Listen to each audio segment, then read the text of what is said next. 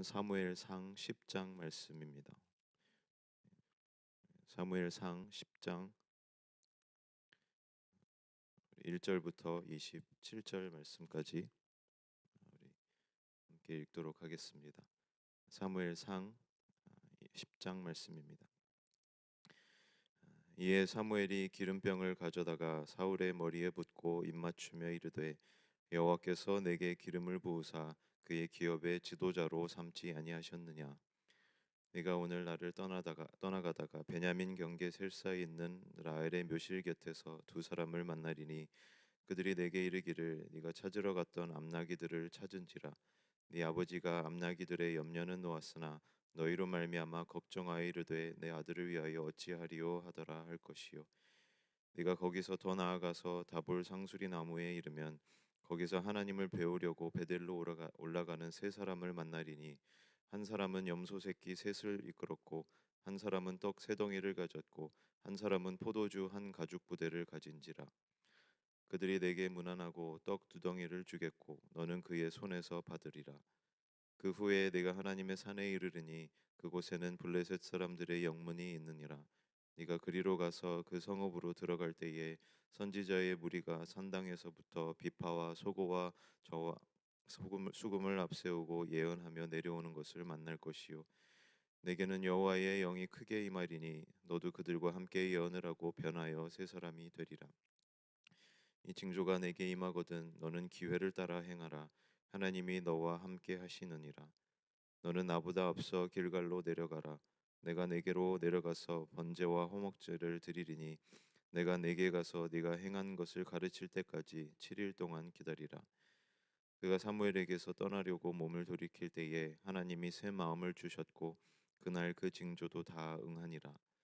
그들이 산에 이를 때에 선지자의 무리가 그를 영접하고 하나님의 영이 사울에게 크게 임함으로 그가 그들 중에서 예언을 하니 전에 사울을 알던 모든 사람들이 사울이 선지자들과 함께 예언함을 보고 서로 이르기되 기스의 아들에게 무슨 일이 일어났느냐 사울도 선지자들 중에 있느냐 하고 그곳에 어떤 사람은 말하여 이르되 그들의 아버지가 누구냐 한지라. 그러므로 속담이 되어 이르되 사울도 선지자들 중에 있느냐 하더라. 사울이 예언하기를 마치고 산당으로 가니라. 사울의 숙부가 사울과 그의 사환에게 이르되 너희가 어디로 갔더냐. 사울이 이르되 암나귀들을 찾다가 찾지 못함으로 사무엘에게 갔었나이다 하니 사울의 숙부가 이르되 청하노니 사무엘이 너희에게 이른 말을 내게 말하라 하니라. 사울이 그의 숙부에게 말하되 그가 암나귀들을 찾았다고 우리에게 분명히 말하더이다 하고 사무엘이 말하던 나라의 일은 말하지 아니하니라. 사무엘이 백성을 미스바로 불러 여호와 앞에 모으고 이스라엘 자손에게 이르되 이스라엘 하나님 여호와께서 이같이 말씀하시기를 내가 이스라엘을 애굽에서 인도하여 내고 너희를 애굽인의 손과 너희를 압제하는 모든 나라의 손에서 건져내었느니라 하셨거늘 너희는 너희를 모든 재난과 고통 중에서 친히 구원하여 내신 너희의 하나님을 오늘 버리고 이르기를 우리 위에 왕을 세우라 하는도다. 그런즉 이제 너희의 지파대로 1000명씩 여호와 앞에 나아오라 하고 사무엘이 이에 이스라엘 모든 지파를 가까이 오게 하였더니 베냐민 지파가 뽑혔고 베냐민 지파를 그들의 가족별로 가까이 오게 하였더니 마드리의 가족이 뽑혔고 그 중에서 기스의 아들 사울이 뽑혔으나 그를 찾아도 찾지 못한지라. 그러므로 그들이 또 여호와께 묻되 그 사람이 여기 왔나이까. 여호와께서 대답하시되 그가 짐 보따리들 사이에 숨었느니라 하셨더라. 그들이 달려가서 거기서 그를 데려오매 그가 백성 중에 서니 다른 사람보다 어깨 위만큼 컸더라. 사무엘이 모든 백성에게 이르되 너희는 여호와께서 택하신 자를 보느냐. 모든 백성 중에 짝할 이가 없느니라 하니 모든 백성이 왕의 만세를 외쳐 부르니라. 사무엘이 나라의 제도를 백성에게 말하고 책에 기록하여 여호와 앞에 두고 모든 백성을 각기 집으로 보내매 사울도 기브와 자기 집으로 갈 때에 마음이 하나님께 감동된 유력한 자들과 함께 갔느니라. 어떤 불량배는 이르되 이 사람이 어떻게 우리를 구원하겠느냐 하고 멸시하며 예물을 바치지 아니하였으나 그는 잠잠하였더라. 아멘. 네, 오늘 본문에서는 어, 사울이 사무엘을 만나고 돌아가서 제비를 통해서 이스라엘의 왕으로 뽑히는 그런 내용까지가 기록되어 있습니다. 오늘도 우리가 어제 생각해 본 하나님이 원하시는 지도자 그리고 신앙인의 모습이라는 맥락에서 한번 이 본문을 살펴보도록 하겠습니다. 1절에 보면은 사무엘이 하나님의 지시에 따라서 기름병을 가져다가 사울의 머리에 붓고서는 여호와께서 너를 그의 기업의 지도자로 삼지 아니하셨느냐 이렇게 말씀을 하고 있습니다. 어제도 나눴지만은 이스라엘은 애굽에서 나온 이래로 계속해서 하나님을 거역하고 배신하고 불순종하는, 그리고 그 모습의 결정체로서 우리에게 왕을 세워 주십시오 이런 배역한 모습을 보였습니다. 이 말은 곧 하나님의 다스림을 이제는 더 이상 받지 않고 싶습니다. 세상의 방식이 좋다고 여겨지는 그런 세상의 방식의 다스림을 받기를 원한다라고 이렇게 하나님 앞에 끊임없이 고백을 해왔던 것입니다. 네, 그럼에도 불구하고 하나님은 또 한 번 간섭하셔서 세상의 방식이 통하는 그런 왕의 모습이 아니라 하나님이 원하시는 지도자를 세워주려는 그런 은혜를 또 한 번 베풀어 주셨습니다. 그 이유는 무엇입니까? 이스라엘이 하나님이 택하시고 사랑하시고 자녀 삼아 주신 당신의 백성들 자녀이기 때문에 그렇습니다. 하나님은 당신의 자녀들을 버리지 아니하시기 때문에 그렇습니다. 그래서 1절에 보면은 사무엘이 말하기를 너를 그의 기업의 지도자로 세웠다 이렇게 이야기를 하고 있습니다. 그의 기업, 하나님의 기업이다 이 말이죠. 기업은 소유물이라는 뜻입니다. 이스라엘이 하나님의 소유물이다 이 말입니다. 이스라엘이 뭐라고, 우리가 뭐라고 하나님이 저들은 내 거다, 만민 앞에서 저것은 내 거다라고 할 만한 그런 대상이나 우리가 되겠습니까? 그러나 이것을 통해서 우리가 하나님의 은혜를 살펴볼 수 있는 것입니다. 분명히 사무엘상 8장에서도 하나님이 말씀하시기를 저들이 출애굽한 이후로 내 동 나를 버리고 거역했다라고 말씀을 하셨지만은, 그럼에도 불구하고 하나님께서는 지금 이스라엘을 내 기업이다, 이스라엘은 내 거다라고 지금 말씀을 하고 계시는 것입니다. 왜 그렇겠습니까? 하나님께서는 우리가 연약하여서 죄짓고 실패하고 넘어지고 배신하고 하나님을 배반할 것을 모르시고 택하신 것이 아니기 때문에 그렇습니다.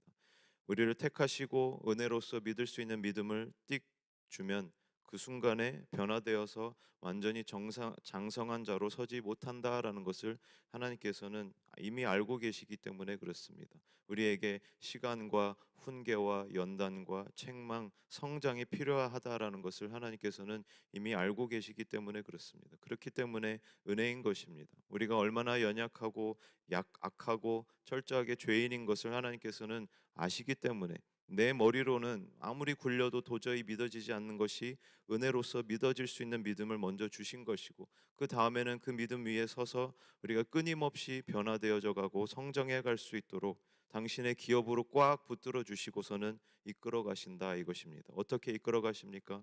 간섭하심의 은혜를 허락하심으로. 사무엘 같은 선지자를 시대 시대마다 하나님이 쓰시는 그런 진정한 영적인 지도자들을 하나님께서 세워 가심으로 그들을 통하여서 끊임없이 우리들을 이끌어 가고 계시는 것입니다. 그렇다면은 저와 여러분 우리들이 해야 할 일은 그 간섭하심이 왔을 때에, 또 아직 간섭하심의 은혜가 우리 가운데 있을 때에, 아직 책망이 있고 아직 경고가 있고 아직 훈계가 있고 아직 하나님의 은혜가 우리 가운데 있을 때에 생명을 걸고 그것을 붙잡아야 하는 것입니다. 그러면은 어제도 아브라함이 이삭을 바치려고 그 작정한 그때에 막말로 세상이 끝나는 것 같은 그런 청천벽력 같은 지시가 떨어졌음에도 불구하고 하나님의 지시이기 때문에 순종하기를 작정할 때에 하나님께서는 양을 함께 예비해 주셨던 것처럼, 또 암나기들이 도망가게 함으로 사울이 사무엘을 만나게 하셨던 것처럼 우리들도 아직 하나님의 간섭하심의 은혜가 있을 때에 그것을 붙잡고 순종하기를 반응하여 힘쓸 때에 하나님께서도 분명히 우리 삶 가운데 역사하시고 증거들을 보여주실 것입니다. 그래서 사무엘을 통해서 사울에게 어떠한 증거들이 일어날 것인가를 말씀을 해주십니다. 아주 상세하고 구체적으로 앞으로 일어날 일들을 징조라고 사무엘을 통해서 하나님이 말씀을 해주십니다. 2절부터 이어지는 말씀들에 쭉 나오고 있는데, 이제 사울이 여기를 떠나서 베냐민 경계에 이르면 두 사람을 만날 것인데 너희 잃어버린 나귀를 찾았다 하고 이제는 아버지가 너희를 걱정하신다 말할 것이다. 이렇게 이야기를 합니다. 또 더 지나가면은 다볼 지역의 상수리 나무 곁에 이르면 세 사람을 만날 것인데 한 사람은 염소 새끼, 한 사람은 떡 세 덩이, 한 사람은 포도주를 가지고 너에게 떡 두 덩이를 줄 것이니까 받아라. 이렇게 이야기를 합니다. 또 더 지나가면은 하나님의 산에 이르면은 선지자 무리가 산당에서부터 내려오면서 예언을 하고 내려올 것인데 그것을 만나게 될 것이다. 구체적으로 일어날 일들을 징조들을 증거로서 이야기해 주므로 사울이 하나님의 택함을 받고 왕으로 세워진다라는 것을 확증으로서 보여주고 있습니다. 그리고는 이어지는 6절부터의 말씀이 중요한 말씀이라고 생각이 되어집니다. 6절에 이렇게 기록합니다. 내게는 여호와의 영이 크게 임하리니 너도 그들과 함께 예언을 하고 변하여 새 사람이 되리라. 이렇게 말씀을 합니다. 이 말씀을 중심으로 조금 생각을 해보려고 하는데요. 어쩌면 이 말씀을 보면은 우리가 오늘날 흔히 생각하는 소위 어떤 성령 충만, 성령 체험, 강력한 어떤 은혜, 은사 체험 이런 것들이 떠오를 수도 있을 것 같습니다. 여호와의 영이 크게 임하였다라고 했기 때문에 다른 말로 어떤 강권적인 은혜가 능력이 위에서부터 부어졌기 때문에 그것으로 인하여 변하여서 새 사람이 되었다라고 기록하고 있기 때문에 그렇습니다. 근데 여기 쓰여 있는 이 새 사람에서 새로운이라는 이 단어의 원뜻은 적법하게 따르는 적절하게 따르는 이러한 뜻입니다. 새로운 거기는 한데 new가 아니라 another 이렇게 번역이 되어 있습니다. 그래서 어떻게 다른 모습으로 변화되느냐? 이전에는 그렇지 못하였는데 이제는 적법하게 따를 줄 아는 사람으로 적절하게 따라갈 줄 아는 그런 존재가 된다 이 말인 것입니다. 그리고 이 단어가 나온 어원 그 뿌리 단어의 뜻은 무엇이냐? 지체하다, 머무르다, 의도적으로 기다리다라는 뜻입니다. 그래서 여기서 말하는 세 사람의 모습은 어떤 것이냐? Another person 이 말하고 있는 그 모습은 어떤 것이냐? 의도적으로 기다리고 지체하고 머무를 줄 아는 사람이 되어서 이제는 이전과 다르게 이제는 앞으로는 적법하게 적절하게 정확하게 따라갈 줄 아는 사람이 되어야 한다라는 뜻입니다. 그래서 하나님이 영적인 지도자에게 원하는 모습과 나아가서는 저와 여러분 우리 모든 그리스도인들에게 하나님이 원하시는 신앙인으로서의 모습은 무엇이냐? 내가 여지껏 살아오면서 붙들고 있었던 지식이나 경험이나 가치관이나 내 자아나 내 욕심이나 이런 것들을 다 내려놓을 수 있고 의도적으로 하나님 앞에 머물면서 하나님의 정확한 지시가 임할 때까지 기다릴 수 있는 사람, 지체할 수 있는 사람이 되어야 한다라는 것입니다. 우리들은 자꾸 뭔가를 해야 한다라고 생각을 하고 뭔가를 더 크게 벌려야 한다라고 생각을 합니다. 왜 그렇습니까? 그게 이 세상에서 통하는 가치관이기 때문에 그렇습니다. 그래야 이 세상에서는 뭔가 돌아가는 것 같고 뭔가 성공적으로 결과를 쌓아가는 것 같고 그렇게 안 하면은 도태되어지는 것 같이 여겨지는 조급함 속에 우리는 살아가기 때문에 그렇습니다. 그런데 그렇게 하다가는 하나님의 정확한 지시는 듣지 못하고 다 놓쳐버리고 혼자 여기저기 들쑤시고 다니게 된다라는 겁니다. 그러면 그거는 아무리 어떤 결과물이 우리 손에 잡혀도 순종의 열매가 되지 못하는 것입니다. 그렇게 해서는 절대로 어제 우리가 본 준수한 믿음의 모습, 하나님의 뜻이 이 땅에서 이루어지기 때문에 선이 되고 하나님이 보기에 좋았더라 하는 그 모습을 우리가 이룰 수가 없다라는 것입니다. 그래서 말씀 앞에 내 것들을 끊임없이 의도적으로 지체하고 내려놓는 기다릴 줄 아는 사람이 되어서 하나님의 법을 적법하게 따라갈 수 있는 새 사람이 저와 여러분의 입어가야 할 모습이 되어야 할 것입니다. 또 여호와의 영이 임하여서 변하여 새 사람이 되었다 그랬습니다. 그래서 우리가 생각하듯이 어느 날 성령 체험을 세게 하고는 완전히 180도 바뀌었다. 은혜 받고 새 사람이 되었다. 우리가 종종 그런 표현을 하죠. 은혜 받고 뒤집어졌다. 그래서 방언이나 예언 같은 은사를 경험을 하고 뭔가 요란하게 스스로 주체하지 못하는 그런 모습으로 바뀌고 소위 우리가 이야기하는 과격하게 신앙생활하는 그런 변화를 겪었다 우리가 쉽게 생각합니다. 근데 변한다라는 것은 그런 의미가 아닌 것입니다. 그런 게 진정한 성령 충만이 아닌 것입니다.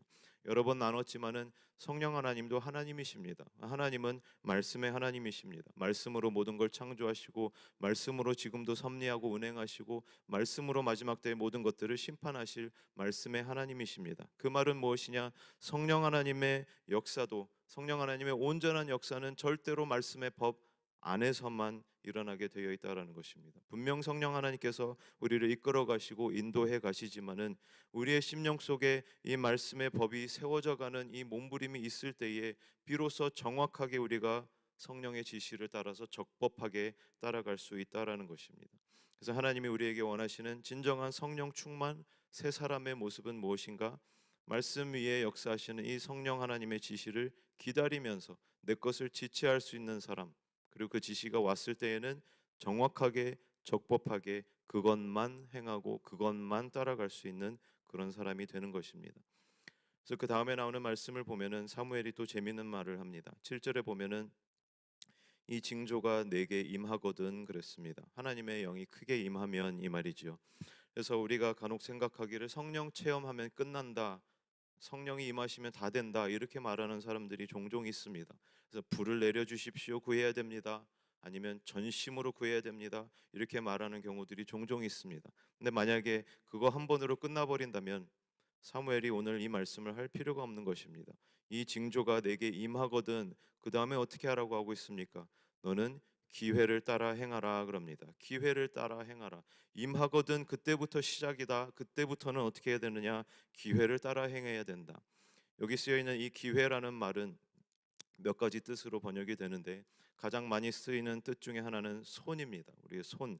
그래서 우리가 성경에서 하나님의 크신 능력을 전지하신 그 능력을 표현할 때에 우리가 하나님의 손이다라고 이렇게 성경이 표현하고 있는데 그렇게 하나님의 능력을 나타내는 뜻이 있는가 반면에 또 하나의 뜻은 무엇이냐면 어떤 사인, 기념비, 시간, 순간 반복적으로 일어나는 일들 이러한 뜻입니다. 그래서 영어에는 어떻게 번역을 했냐면 어떤 기회가 너희에게 요구하는 것을 행해야 된다 이렇게 번역을 했습니다.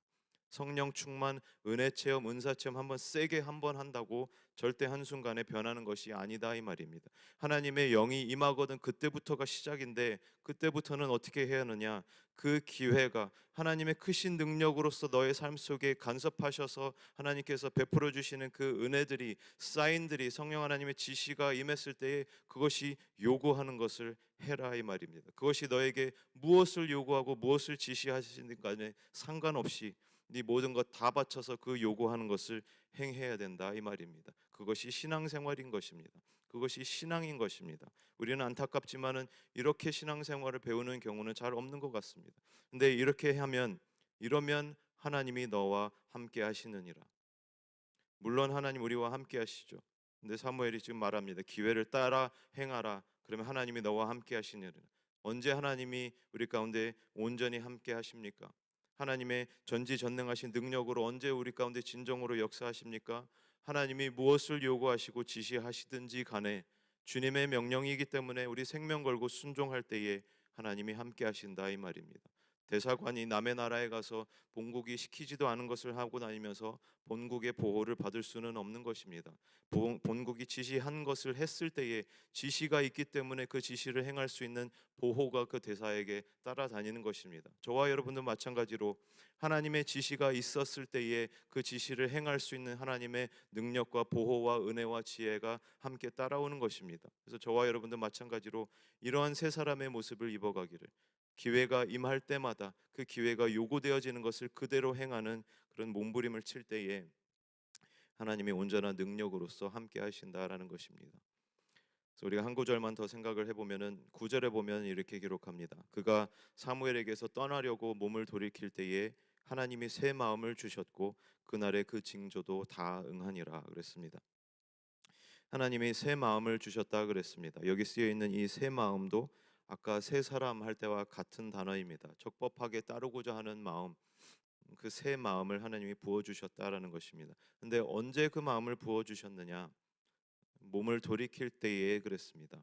이 돌이키다라는 단어를 살펴보면은 히브리어 형태 중에서 히필이라고 하는 형태가 쓰여 있는데 이 히필이라는 형태는 동작의 원인, 그 동작이 왜 일어나게 되었는가 그 원인을 강조할 때 쓰는 형태입니다. 단순한 그 현상 자체가 아니라 그 현상이 일어나게 된 그 원인을 강조할 때 쓰이는 형태입니다. 그래서 지금 말하고 있는 몸을 돌이켰다라는 것은 그냥 단순히 사울이 몸을 돌이켜서 사무엘을 떠나갔다 이것을 이야기하고 있는 것이 아니라, 움직임을 강조하는 것이 아니라 사울이 돌이키고자 하는 그 마음을 가진 것을, 돌이키고자 하는 그 원인이 되는 그 마음을 먹은 것, 결단한 것을 지금 강조하고 있는 형태가 쓰인 것입니다. 그래서 사무엘은 원래 사울이 베냐민을 지나고 다볼을 지나고 하나님의 산에 이르러서 선지자 무리를 만날 때에 하나님의 영이 크게 임할 것이다라고 했는데, 지금 보면은 사울이 사무엘과 헤어지기 위해서 몸을 돌이키는 그 순간에 하나님이 새 마음을 부어 주셨다라고 기록합니다. 왜 그렇습니까? 사울의 심령 속에 하나님의 베풀어 주신 그 은혜에 대해서, 왕의 명령에 내가 적법하게 따라야겠다라는 반응함으로 결단을 내렸기 때문이다라는 것입니다.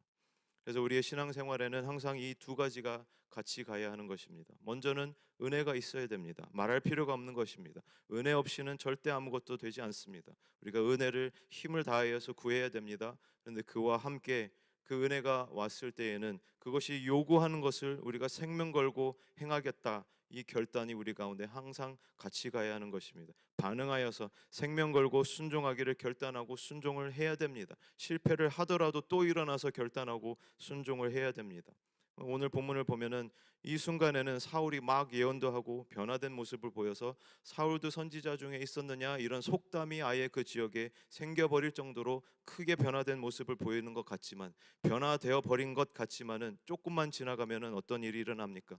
이 모든 일을 다 경험했음에도 불구하고 이 성경은 오늘 그 징조들이 다 응했다 그랬습니다. 사무엘이 말한 수도 없는 것들이 다 그날에 다 이루어졌다. 근데 그것을 다 경험했음에도 불구하고 제비를 뽑을 때 사울은 어디에 있었습니까?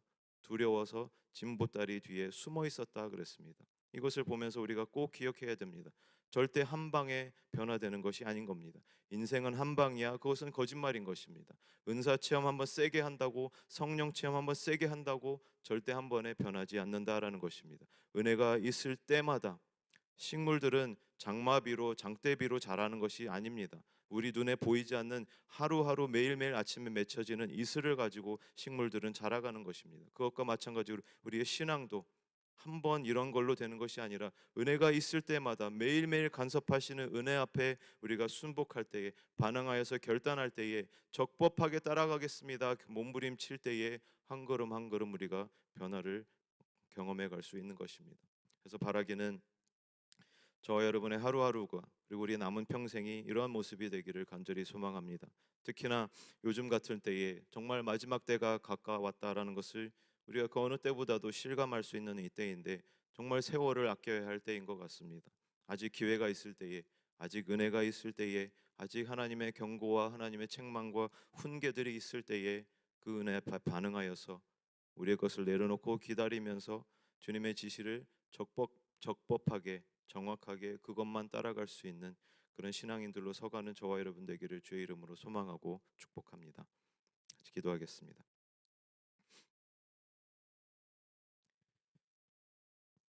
우리 시간에 먼저 기도하실 때에 우리 자신을 돌아보면서 같이 한번 기도하면 좋겠습니다. 우리의 신앙의 모습을 한번 돌아보면서 어, 나는 하나님의 지시를 어, 기다릴 줄 아는가? 내가 앞서지 않고 내가 생각하는 대로 무엇을 이루어 가려고 하지 않고 하나님의 지시를 기다릴 줄 아는 사람이 되어 가고 있는가? 그리고 하나님의 지시에 적법하게 적절하게 하나님의 지시만 따라갈 수 있는 그런 세 사람의 모습을 입어가고 있는가? 아니면 여전히 이 세상의 가치관으로 이것저것 앞서가고 있지는 않은가? 우리 시간에 우리의 모습을 돌아보면서 회개할 부분들을 회개하면서 주님 앞에 나아가도록 하겠습니다. 우리 같이 기도.